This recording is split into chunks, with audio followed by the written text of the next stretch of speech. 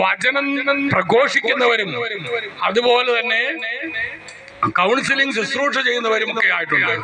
നമുക്ക് ആർക്കും പോകാം. നിങ്ങൾക്ക് ഒരു തരത്തിൽ നിങ്ങളുടെ ജീവിതത്തിൽ നടക്കാത്ത കാര്യങ്ങളൊക്കെ ഒരു കൗൺസിലറുടെ അടുത്ത് പോയാൽ അവൻ എണ്ണി എണ്ണി നിങ്ങളോട് ചോദിക്കും, ആരുടെ ശക്തിയാണ്? ആ വ്യക്തിക്ക് എന്തോ അറിയാവോ?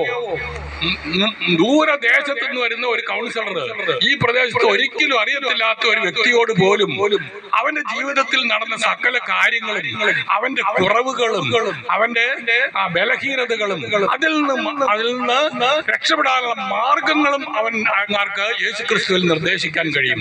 യേശുക്രിസ്തുവിന്റെ പരിശുദ്ധാത്മാവിന്റെ സഹായത്താൽ നിർദ്ദേശിക്കാൻ കഴിയും.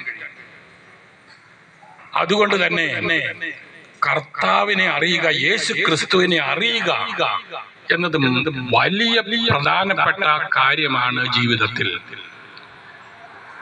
മറ്റൊരു കാര്യം എനിക്ക് നിങ്ങളുടെ മുമ്പിൽ പറഞ്ഞുകൊണ്ട് എൻ്റെ വാക്കുകൾ ഉപസംഹരിക്കാൻ ഞാൻ ആഗ്രഹിക്കുന്നത്, ലോകത്തിൽ മരണത്തെ ജയിച്ച് ഉദ്ധാനം ചെയ്ത ഏക വ്യക്തി എന്ന് അറിയപ്പെടുന്നത് യേശുക്രിസ്തു മാത്രമാണ്.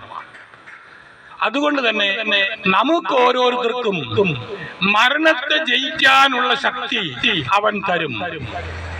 അവനെ വിശ്വസിക്കുകയും അവന്റെ വാക്കുകൾ അനുസരിക്കുകയും ചെയ്യുന്നവനിൽ, അവന്റെ വാക്കുകൾ അനുസരിക്കുന്നവൻ അവന്റെ അമ്മയും സഹോദരങ്ങളുമാണെന്ന് അവൻ പറഞ്ഞിട്ടുണ്ട്.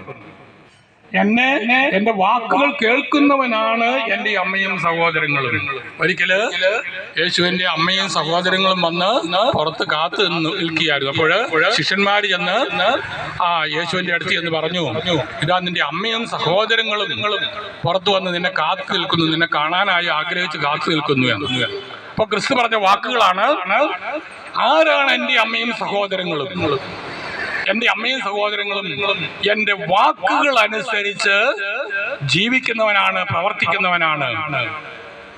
അവന്റെ വാക്കുകൾ അനുസരിക്കുക എന്ന് പറഞ്ഞാൽ ഏറ്റവും പ്രധാനപ്പെട്ട 1-2 കൽപ്പനകൾ.